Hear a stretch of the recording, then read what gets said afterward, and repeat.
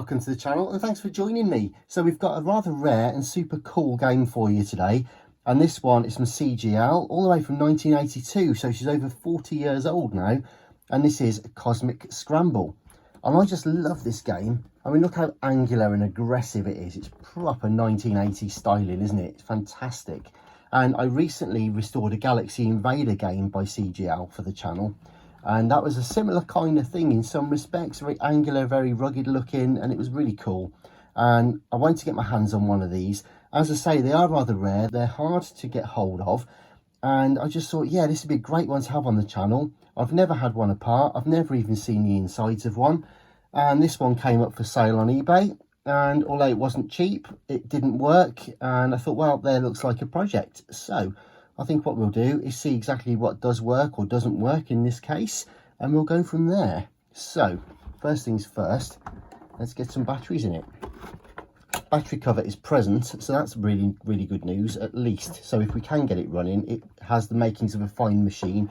Also, the actual instructions are on the back as well. They're in good condition, so that looks nice. Righty-ho, well, straight away I can see that the battery contact on that side at least is really rusty. That's really quite badly corroded. Not the end of the world though, we can always clean it up, and worst case scenario, I'm sure we'd be able to put a new spring in there or something, so we'll be all right, I think. But in fact, I actually replaced one today on a game I did. So I restored a vintage Dracula game from Hales earlier today actually, and that one was completely rotted away and needed new battery contact. So it's all good fun and almost par for the course, I would say, on something of this age. So let's get the batteries in anyway, because you never know. You never know, it might even work yet. So let's get the 6 volts in there, and I'll just put the cover back on just to hold the batteries in, and away we go. So on. Nope, nothing there. Could be a whole myriad of reasons as to why that is, so let's rule out as many things as we can. So we know the batteries aren't making it work, but the battery contact is corroded. So what I will do is put on a 6 volt DC. So we'll hook up some volts directly to this and see what happens. So to that end, we'll get one on there, and I'm going to try and touch this other one at least on there for now and see if I can get, there we go. Oh, can you see that? So basically, right, okay, what it's doing, good news is it's coming on. Bad news is it then really starts to flicker and go dim. Now, from your point of view, you can probably see whenever we have VFD displays or games on the channel, you'll see, because of the shutter speed, that you'll get flickering even when it's not flickering in real life. I can report that when I just put that one on, it went to a steady bright light to, after about half a second, it faded to about 30% power and was flickering away there. So yeah, that's weird. And I tried that 3 or 4 times, just pressing that against the contact there, and the same thing happened every time. So it was a regular problem, if you like, that it comes on okay and then drops the power. So is it the power transistor? Maybe one of the capacitors has seen better days. It may even be one of the switching diodes playing up. We don't know yet. So let's try it through the mains and see if that makes any difference. And this one takes a positive tip mini jack lead there for power, 6 volts. So we'll plug that in and see what happens. Okay, now you will see some flashing on your screen, I expect, but I can report that actually this has got a steady light. The display is steady and it hasn't faded, and we have sound. Right, what else do we have? All right, so the fire button works. The fire button works, the bomb works, although it could do with a clean. It's a bit sticky. And it works in left and right and up and down. So that's good news, actually. Basically, all of the, let's just try that again. So right, left, down and up is really responsive. Fire isn't too bad, and the bomb works, but it could do with being a bit more responsive. You've got to press a couple of times or press it quite hard to get it to work. So we need to clean that up. Okay, so what do we know? It's working okay from the mains. It's not working properly from the batteries, so there may be something to do with the voltage in there. We'll check the power transistor and the caps and the diodes as well for performance. We shall also take the controls apart, clean the carbon pads to get some more responsiveness there. And yeah, we'll get in here and give this thing a darn good clean, because isn't it ever filthy? So there you go then. Right, that's today's little job. Let's get on with it. And so to that end, we'll bring out the towel of destiny and see if we can get this thing fixed. Right, what have we got? Phillips screwdriver.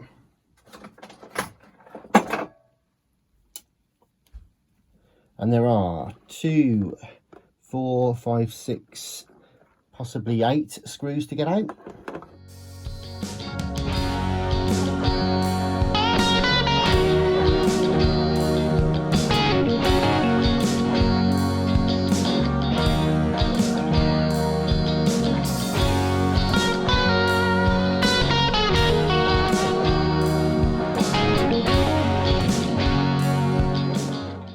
Okay, that's 8 screws out, and they are all identical, so that makes life easier.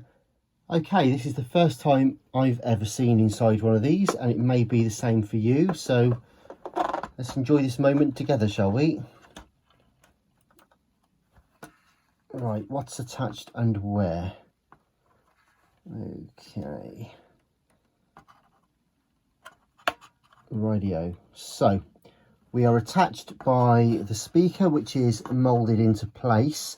We've also got the power jack, which is basically threaded into place.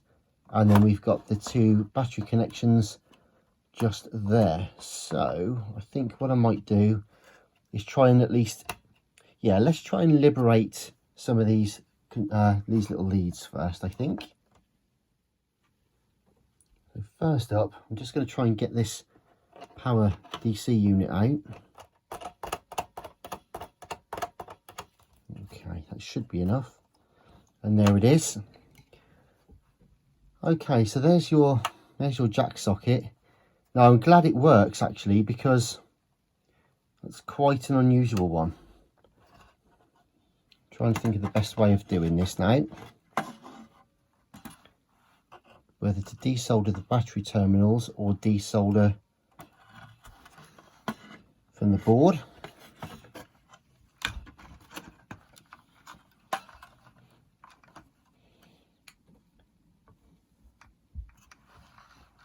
We might not need to do either for a minute. Okay, so your on-off switch reset is all there, and this one is for the control pads for the joystick. I'm just familiarising myself a little bit. As I say, it's the first time I've been inside one of these. So the issue with the power then is that we've got a contact that's corroded on this side, which is really just the continuation contact, just one piece that runs across. But the actual terminals, as it were, from the batteries are coming into here, into the jack socket. And the negative, the black one, goes onto the board, and that looks okay. So let's just hook up. Let's try and hook up some voltage and just see if we can get the voltage onto the board.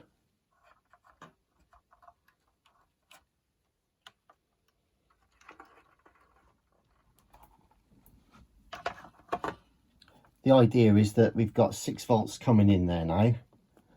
I might not be able to see what on earth's going on now. However, let's turn this on.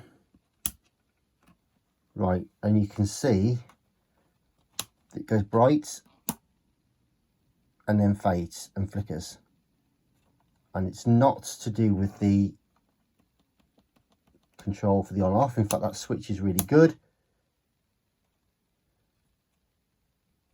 Okay, so at least we know the voltage is getting through there.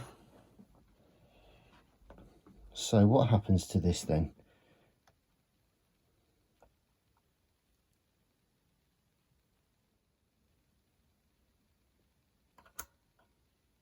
See, that's only saying 2.5 volts.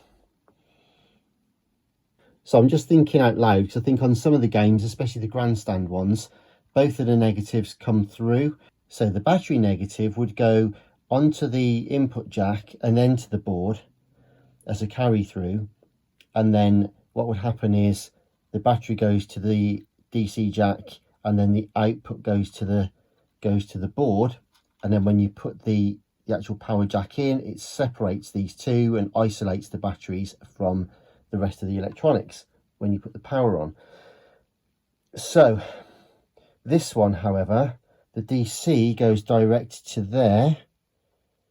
That's really weird. Okay, so that goes direct onto there, and so the negative to the board for the mains comes off the jack socket. Okay, so here we go then.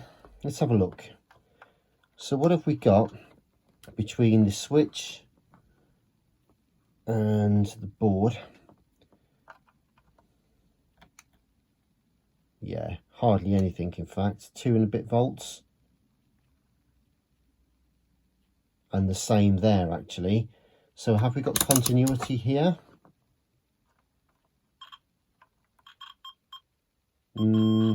Yes and no.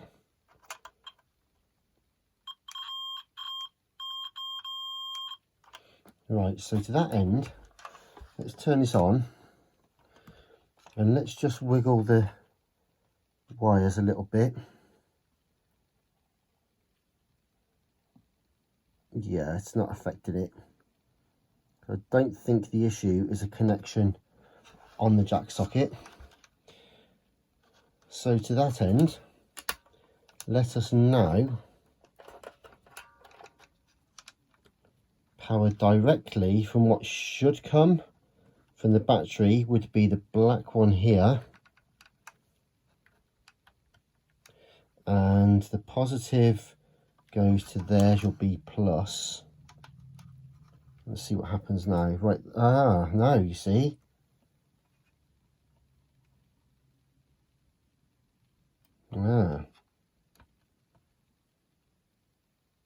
Still doing it. Still doing it. So even if we bypass the switch entirely, it's still being problematic, but only from the batteries. So, time to take a look at this board, I think. Right, well, I've had a cursory look around the board. I can't see any dry joints. In fact, everything looks pretty good.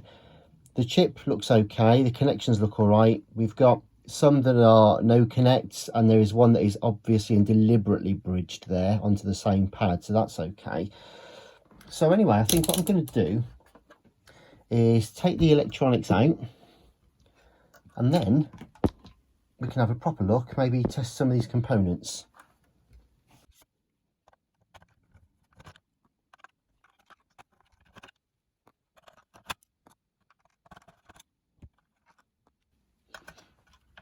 Right, so I better take this one as well down here, because I've got a feeling they're all going to be linked because of that ribbon cable.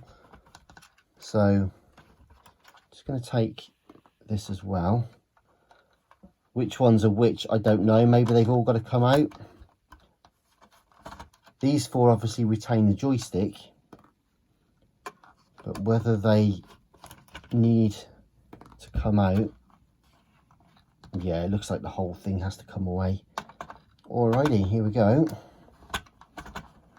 So that's another 1, 2, but then at least all of the screws are the same. I must admit, a couple of these screws do feel like they may have been out before. Right, okay. So we've got exactly the same situation with regard to the joystick as we did on the Galaxy Invader game. So I know we'll be able to tidy that up a little bit later. So that'll be okay. but that wasn't why you called. Let's have a look. What we wanted to do, if we can, is try and turn this over. Okay, so I'm just going to move. I'll take a quick look at this first. Basically what we've got here are, of course, the buttons there, which we can come out later. And interesting, the screen in here is kind of hot welded in, a bit like the Munchman game. Not screwed in like the Grandstand games, but it's actually hot welded in. So we could take it out if we wanted to, but there's no real need to, so we're going to leave that well alone. And then here we've got a situation, we'll have a proper look later, but there's your joystick. So basically here's your springs, which probably are flattened out, so I think we'll peen those back a bit to get a bit more life. We'll also give that a clean later. There's your cover cap for there, and essentially that then goes on to your carbon contacts here. So these can get a bit dirty, dusty with time. So we'll go in there, we'll give them a clean with some alcohol later. In fact, I'm going to take them off now. Just going to take these off for no other reason than to keep them safe while we do the rest of the work. So there we go. Yeah, you can see they're it's a bit dusty and dirty. So we give them a bit of a clean later. Alrighty, so what have we got? Okay, I've gone a bit play school on this and made a few notes and sort of representing more or less what we've got here. But I noticed we've got JK and we've got B. Now I would have thought that would mean jack and battery. I could be wrong, but we've got basically the earth from the battery compartment, or the negative, goes directly to the board, but on the JK negative, and the negative from the jack, the blue one, goes to B minus, which I would have thought would have been battery. Then when we get to the positive feed, of course, comes from the battery via the red lead, and in any event the battery itself doesn't go directly to the board. It always goes through the socket, of course, and comes out via the orange cable, which is B plus.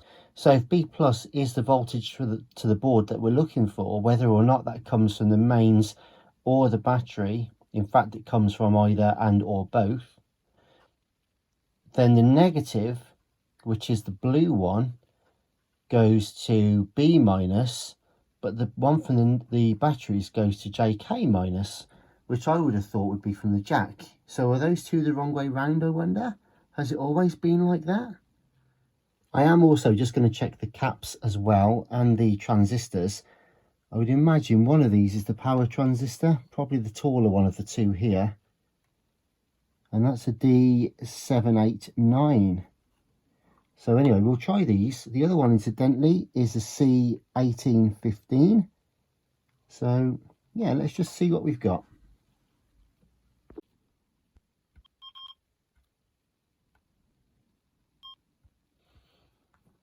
Yeah, so the transistors look okay. There's only one value that's a bit strange, but then that's probably because it's in circuit, I would imagine. I wouldn't take that out to test it just yet. I'm going to move on and to check the capacitors, I think. That's okay. Should be all right. Okay, folks, so I've had a look over the board. There's no corrosion or loose contacts or anything like that. And I've gone through and pretty much checked everything. The resistors seem to be okay. The diodes here are pretty much all running okay. However, I have got flow in both directions with this 4148, such as the issue you get with Astro Wars when that fails sometimes. Now the thing is, we noticed it runs okay, or seems to run okay, off of the mains voltage, but it only has a problem when it runs off the batteries. And I thought it might have been a capacitor, like a power smoothing issue at one point, because it came on quite bright and then instantly starts to flicker, and it's almost like it's flicking on and on and on and off, on and off, on and off. It's almost as though there's a switching issue or a power supply issue, but it's only related to the circuit that contains the batteries, and not the main circuit from the mains. So it's a bit of an oddball, and I think what I might do is actually just take a quick generic approach to this to start with, and maybe switch out the diode there that's reading both ways, because that could be the issue. Then we had a capacitor that was on its marginal kind of ESR value, so I might swap that out as well. Then I may, if that doesn't work, take the transistor, the power transistor, out of circuit and just check that properly. And then, failing that, it'll be time to actually start desoldering the board, get these leads off, and actually just cut away all of the other rubbish that goes around it, hook it all directly to 6 volts, put the 6 volts DC through the mains side, and also then put the 6 volts DC through the battery side, see where the differences are, see if we can isolate it that way.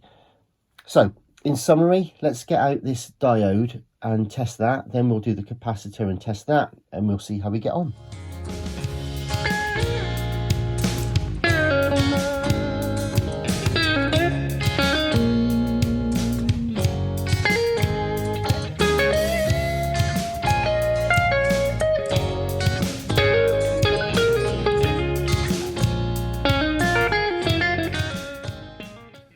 So I've just replaced the diode and hooked up the 6 volts DC. So let's see what happens.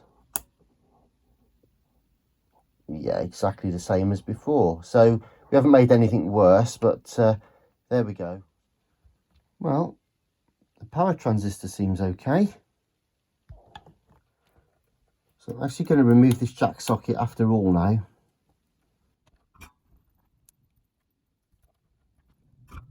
Sometimes something as silly as that can actually really foul the results. So I'm just taking that out of the equation entirely. Okay, so I've just put a new power transistor in. I've actually gone for a D882, which is the closest I had. It's actually a bit of an upgrade anyway over the old one. I'm just going to turn that on now. And yep, there we go, nice and bright. Now you will see some flickering, but I can assure you it's not there now in real life. And also, if I just pan you up a little bit to, there we go. So 6 volts, there we go. And she's pulling 200 milliamps, which is probably about right. So yeah, quite happy with that. I think it's fairly static at 6 volts, 5.99. And that seems to be running okay.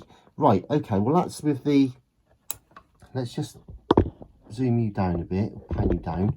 Right, so that is with the power coming in to what we would call the battery, which is the main power in, irrespective of where the 6 volts comes from, either the batteries or the jack socket. But that was there with the negative from the power jack. So now if we hook this up to, let's see, the negative from the battery terminal. Okay, so this now emulates the batteries, and whether or not the batteries work. I'll turn this on, and yeah, there we go. And again, you can see some flickering. Again, I can assure you that's not in real life. So that's what it was after all. Do you remember I said that the sometimes the power transistor can work to a degree, but then when it's getting a bit flaky, it doesn't always work as you'd expect it to. Like that it comes on okay and then drops the power. So is it the power transistor? So anyway, it's working from batteries apparently, and it's working from the jack socket again apparently. No, that's better than we had before. So I'm going to put the jack socket back in, and then we'll clean up the battery contacts and see if we can get this working properly. Okay, so the jack socket is soldered back on. I've got 6 volts positive pin. So this is basically plugged in as it were. And yeah, that's working fine. Nice and bright. Beautiful. Okay, so we'll turn that off and unplug it. And then I'm going to get 6 volts DC from my external power supply. And if I can just hook that up to the battery terminals just here. It's a bit fiddly, I've got to say, because these things are tucked right away under here.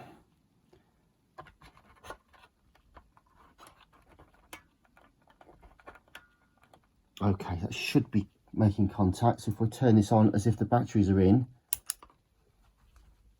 and yep, that's working fine as well.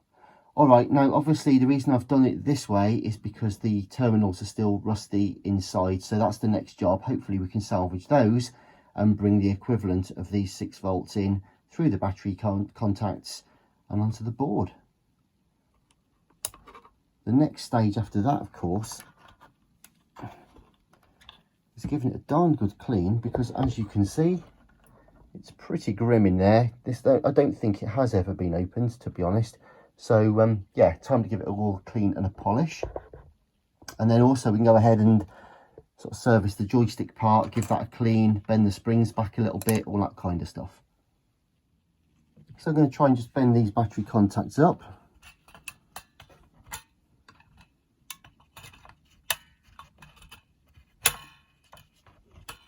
Because we may well be able to just push them through.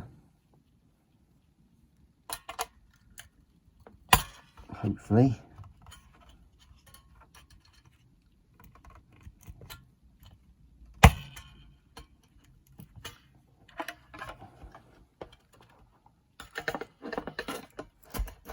There they come. There we go. Good news is they're actually in really nice condition just there, look. And just a gentle wipe across the side here. But this allows us some great access just to try and file, sand, polish, call it what you will, on that spring. Worst case scenario, we can solder a brand new one on there. But let's try and salvage this one first.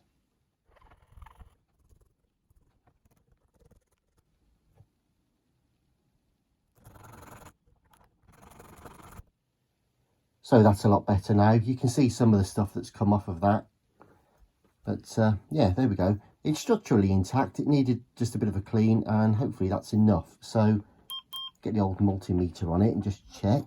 So okay, yeah, that's fine. I'm happy with that. So we can get these back in. And to that end then, we'll just try and slide these back through. And make sure they're seated as far as they can go, which they appear to be, and turn the whole thing very gently over. Yeah, and we'll just pull them through, bend the tabs back, and we should be back in business. So the battery contacts are back in place, a lot cleaner than they were, and yep, folded the tabs over on the other side. Now, I genuinely haven't tried this yet, so let's find those batteries again. And we'll see if this thing actually works for the first time. Fingers crossed. Right, I'm going to put the battery cover back on. It's complicated enough with the other loose parts on the other side, so let's try and get that in there. Right, and we're going to gently just turn this over. Okay guys, here we go. So this is the first test. Obviously we can't do much with this because the contacts haven't been cleaned yet, but if we turn it on, yes, there we go. Perfect. So I'm just going to clean out the inside of this case now, and we'll go ahead and start attacking those controls, I think. See if we can get some responsiveness back into those. But first, just get rid of some of this goo. Okay, and the next part of cleaning this up is to just strip everything out of here. So we've got a backing plate here, which retains the carbon pads. We've got the joystick, which will need a decent clean. But what I wanted to just show you, really, I suppose the most important part is this little fella,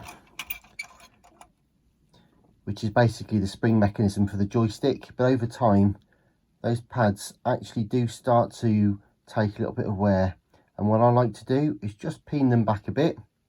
Nothing crazy. It just gives a bit more back pressure to the joystick, gives it a bit of springiness and a bit of feel. So that's that bit. We'll sort that. And then as for the contact pads, the carbon pads here are they just require a little bit of alcohol on a cotton bud or something just to clean those up, freshen those, and we'll get all that back together. So I'm just going to go ahead now and clean all these parts, and I'll be back shortly.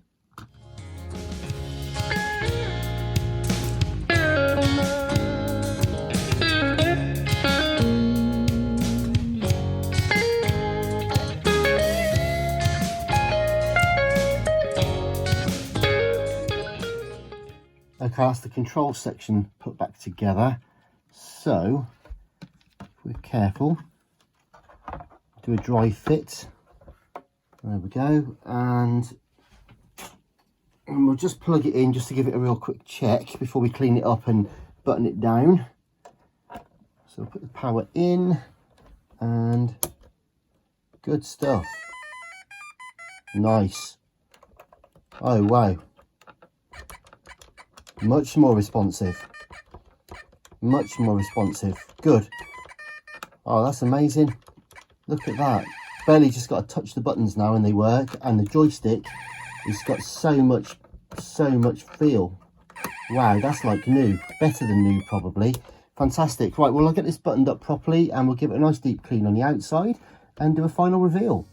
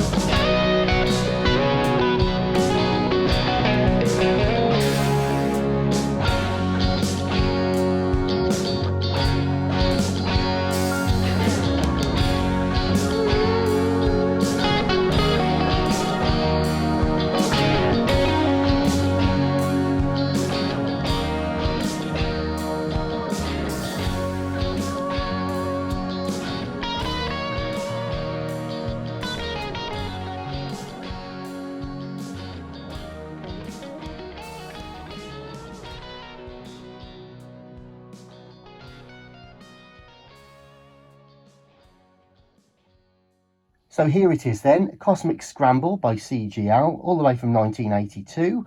And when I got this in, it didn't work and it was looking pretty tired and tatty. But as usual, the things we get on the channel have potential. All the buttons and switches were present, the battery cover was present, and it just needed some TLC. So as I say, I got this in as not working, and it became fairly evident straight away that it didn't work because the battery terminals were rusty. I did manage to plug it into the main supply though, and for a while it worked, and then it went into a kind of half power, dim screen, flickering kind of mode, and had a look around there and poked around the diodes, transistors, electrolytics. It all generally seemed well. Replaced one of the diodes just there, thinking it might have been the issue, but it wasn't, alas. And it turned out to be the power transistor after all. So it was kind of working, but it was on its way out, and that's why I think it was kind of giving up the ghost after about half a second to a second of gameplay. So anyway, having replaced that, we've also stripped down the control switches and buttons and brought new lease of life. Originally, some of the switches here, the buttons weren't very responsive. The joystick was very unresponsive as well. And so we freshened all of that up. Also just given the whole thing a good clean, checked it over generally, and given a clean bill of health to the rest of the internals. Polished up the case and of course cleaned the battery contacts. So as you can see, it's now lovely and clean and not running off the mains power. It does indeed work now with batteries. And there she is. Lovely. So there we go. So right and left as well, and up and down. Let's try the bomb and fire buttons. Nice and responsive. Yeah, brilliant. Okay, good stuff. Proper happy with that now. So there she is. That's Cosmic Scramble, all the way from 1982. Hope you enjoyed the video, and please do consider subscribing and hitting the notification bell for updates. We've got boomboxes, personal stereos, loads of vintage and rare games like this one that we get to have a poke around inside and bring back to life. So that's another one we've saved. So hope you enjoyed it, and I'll see you soon. In the meantime, stay safe. Bye bye.